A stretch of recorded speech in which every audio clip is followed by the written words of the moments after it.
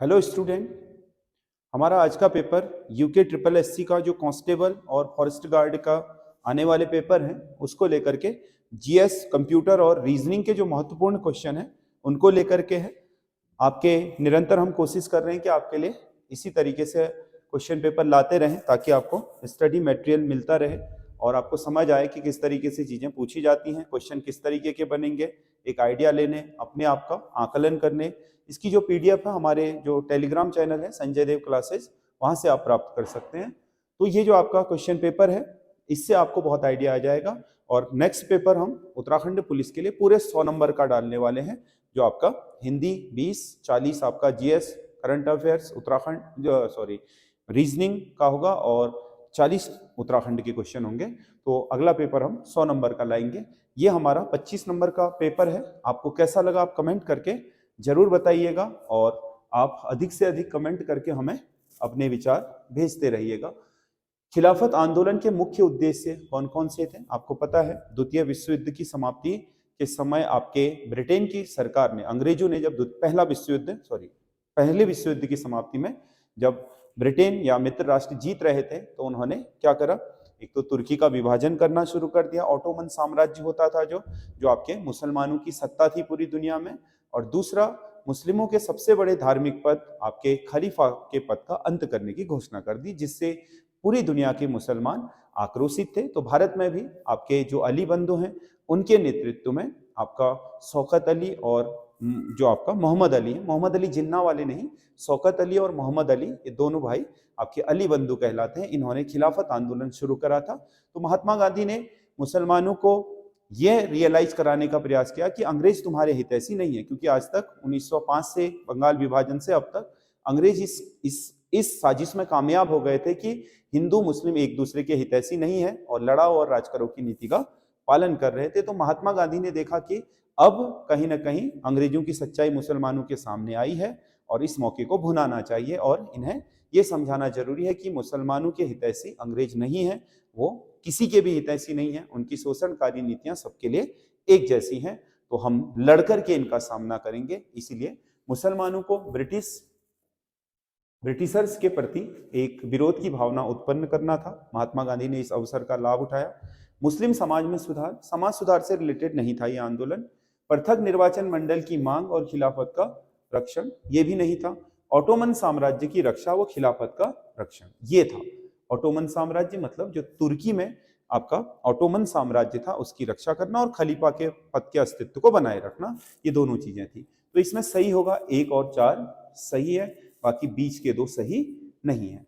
अगला क्वेश्चन है, राजा राममोहन राय ने किसका विरोध नहीं किया था? बाल विवाह के सख्त खिलाफ थे, रूढ़िवादिता के, सती प्रथा का भी किया था, मूर्ति पूजा के भी खिलाफ थे, आडंबरों के, पाश्चात्य शिक्षा यानी कि जो अंग्रेजों की शिक्षा थी उसके विरोधी नहीं थे। वो कहते थे कि अंग्रेजी शिक्षा में जो आपका विज्ञानवाद यानी कि तार्किक चीजें हैं और मानवतावाद है वो सबसे बेहतरीन है दुनिया में। हिंदुस्तान को भी अंग्रेजी शिक्षा पद्धति अपना लेनी चाहिए, क्योंकि इसी से भारत में आपके अंधविश्वासों के प्रति लोगों में जागरूकता आएगी। तो इसके समर्थक थे, बाकी तीनों के तो विरोधी थे ही। तो इसका सही आंसर सी होगा। उपनिषदों का फारसी अनुवाद किस मुगल सम्राट के शासनकाल में हुआ? उपनिषदों का फारसी अनुवाद, 52 उपनिषदों का फारसी अनुवाद हुआ था सिर्रे अकबर नाम से। सिर्रे अकबर शीर्षक में किया था दारा शिकोह ने, और दारा शिकोह ने किया था ये शाहजहां के काल में, क्योंकि शाहजहां का बड़ा बेटा ही दारा शिकोह था और इसके राजकाज में वो इसकी बहुत मदद करता था और बहुत विद्वान व्यक्ति था। उसी ने आपके 52 जो उपनिषद हैं उनका फारसी में अनुवाद करा था सिर्रे अकबर नाम से शाहजहां के शासनकाल में। अगला क्वेश्चन है, उच्च न्यायालय के मुख्य न्यायाधीश की शपथ का प्रावधान कौन से अनुच्छेद में है? उच्च न्यायालय, जो उच्च न्यायालय राज्यों के लिए उच्च न्यायालय की व्यवस्था की गई है अनुच्छेद 200 आपका 14 में, तो उसमें आपके उच्च न्यायालय में जो न्यायाधीश नियुक्त होंगे तो उनकी जो शपथ का प्रावधान है वो है अनुच्छेद 219 में, कि उनकी शपथ कौन दिलाएगा, किस चीज की शपथ लेंगे, इन सब का प्रावधान अनुसूची 3 में भी है और आपके अनुच्छेद 219। अनुसूची 3 में तो सभी के लिए है, जितने भी संवैधानिक पद हैं सबके लिए। निम्नलिखित में से कौन से राष्ट्रपति होने से पूर्व भारत के उपराष्ट्रपति पद पर नहीं रहे थे। एस राधाकृष्णन 2 बार उपराष्ट्रपति रहे, जब तक डॉक्टर राजेंद्र प्रसाद क्या थे, राष्ट्रपति थे, ये उपराष्ट्रपति थे सीधी सी। डॉक्टर जाकिर हुसैन ये भी उपराष्ट्रपति पद पर रहे थे, बाद में राष्ट्रपति बने।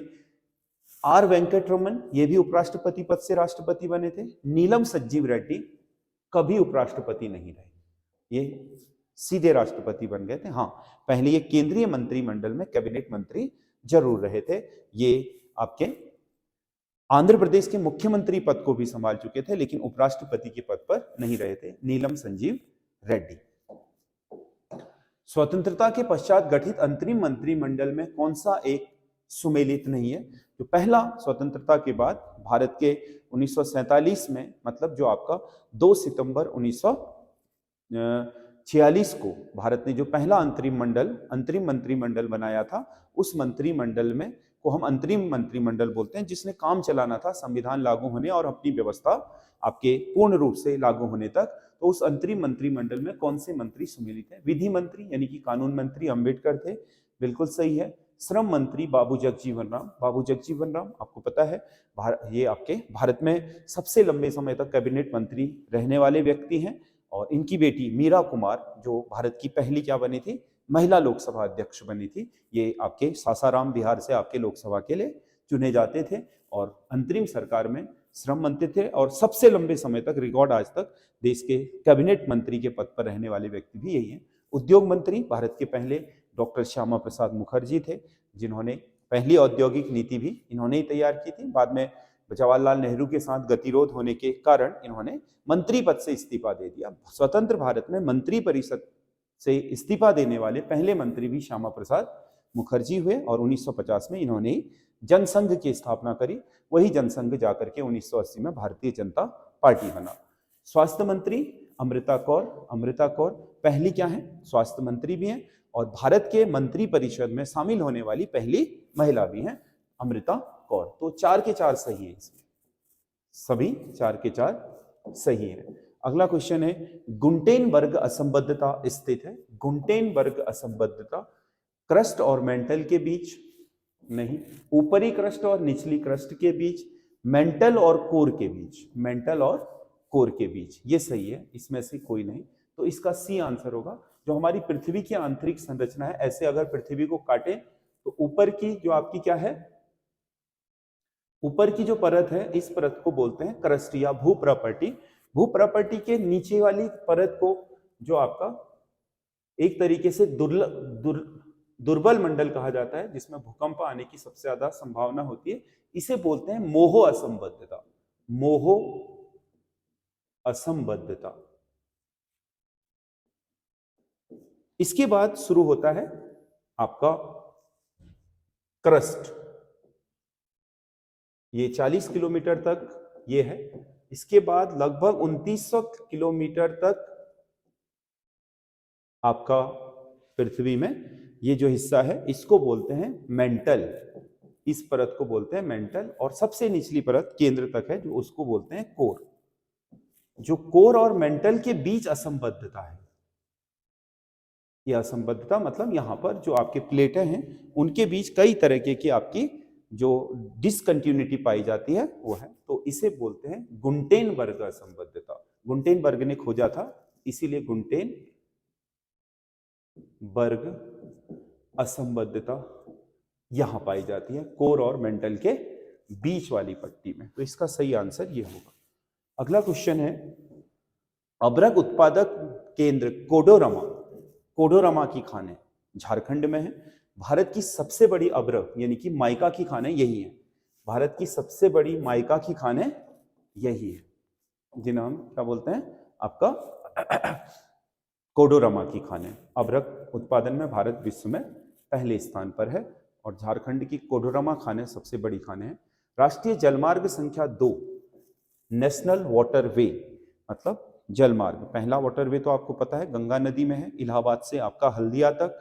दूसरा वाटरवे जो है वो नॉर्थ ईस्ट में है। अगर हम भारत के मैप को देखें ऐसे, तो इसमें नॉर्थ ईस्ट में जो ब्रह्मपुत्र नदी है, ब्रह्मपुत्र नदी यहां से प्रवेश करती है, सांगपो बोलते हैं। उसके बाद असम की घाटी में बहते हुए यहाँ से बांग्लादेश में आ जाती है। ये इंडिया का चिकन नेक है जिससे नॉर्थ ईस्ट जुड़ा हुआ है। ये इधर से ये पश्चिम बंगाल, उधर को बिहार, ये सिक्किम। ये आपका जो नदी है इसमें सादिया से धुबरी, सादिया से धुबरी, अरुणाचल प्रदेश का जो आपका क्या है धुबरी है, वहां से ये बॉर्डर पर आपका जो सादिया है यहां तक आपका NW नेशनल वाटरवे 2 बनाया गया, यानी कि इस क्षेत्र में ब्रह्मपुत्र नदी को आपके नौ परिवहन यानी कि नावें चलाने, छोटे जहाज चलाने के योग्य बनाया गया है। इसको बोलते हैं NW2, सादिया से धुबरी, ब्रह्मपुत्र नदी पर। अगला क्वेश्चन है, पेट्रोलियम निर्यातक देशों का संगठन OPEC, organisation of petroleum exporting countries, मतलब पेट्रोल को एक्सपोर्ट करने वाली कंट्रियों का जो समूह है उसे ओपेक कहा जाता है। जो ओपेक का संगठन है उसमें 12 देश हैं। उन 12 देशों में से अधिकतर देश आपका जो पश्चिमी एशिया है, जिसे हम पश्चिमी एशिया, जिसमें ईरान, इराक, कुवैत, कतर, ये वाले देश आते हैं, जो बहरीन वगैरह, यमन, ओमान, उन देशों के हैं। बाकी कुछ देश अफ्रीका के भी हैं। पहले वेनेजुएला भी होता था, अमेरिकन देश, दक्षिण अमेरिकन देश, और एशिया का इंडोनेशिया भी था। इन लोगों ने शायद इसकी सदस्यता त्याग दी है। अब बचे हैं इसमें टोटल 12 सदस्य। अगला क्वेश्चन है, कंप्यूटर में डाटा स्टोर करने तथा गणना करने के लिए किस नंबर सिस्टम का प्रयोग किया जाता है? कंप्यूटर में कोई भी आपका डाटा स्टोर होता है या गणना होती है तो वो बाइनरी सिस्टम में होती है। बाइनरी सिस्टम यानी कि द्विधारी अंक पद्धति, जिसमें ये दोनों होते हैं, द्विधारी अंक पद्धति। वैसे हम पढ़ने लिखने में किसका करते हैं? दशमलव अंक पद्धति, 0, 1, 2, 3 से लेकर के 9 तक, यानी कि जिसमें 10 बेस होते हैं उसे दशमलव बोलते हैं, जिसमें 2 ही बेस हैं उसे हम बाइनरी बोलते हैं। कंप्यूटर में सारा डेटा इसी में संरक्षित होता है और नंबर सिस्टम भी यही लागू होता है। भारत की सबसे बड़ी सॉफ्टवेयर कंपनी कौन सी है? भारत की सबसे बड़ी सॉफ्टवेयर कंपनी टाटा की है, TCS, टाटा कंसल्टेंसी सर्विसेज जिसे बोलते हैं। ये आपका सबसे बड़ी आपकी सॉफ्टवेयर कंपनी देश की यही है। अगला क्वेश्चन है, निम्नलिखित पर विचार कीजिए। विश्व का पहला वैन वाइड एरिया नेटवर्क ARPANET था। ARPANET का फुल फॉर्म है advance research project agency network. ये दुनिया का पहला नेटवर्क था, बिल्कुल सही है, ARPANET ही था।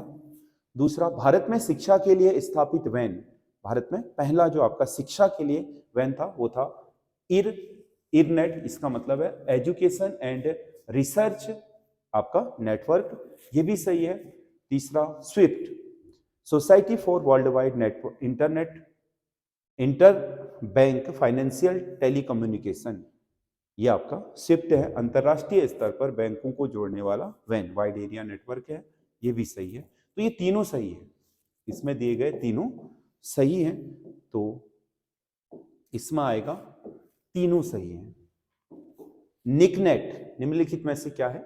निकनेट एक अंतरराष्ट्रीय, एक ऐसा नेटवर्क है जो भारत के प्रत्येक जिले को जोड़ता है। निकनेट का मतलब है NIC, मतलब ये क्या है? नेशनल इंफॉर्मेशन सेंटर नेटवर्क बोलते हैं।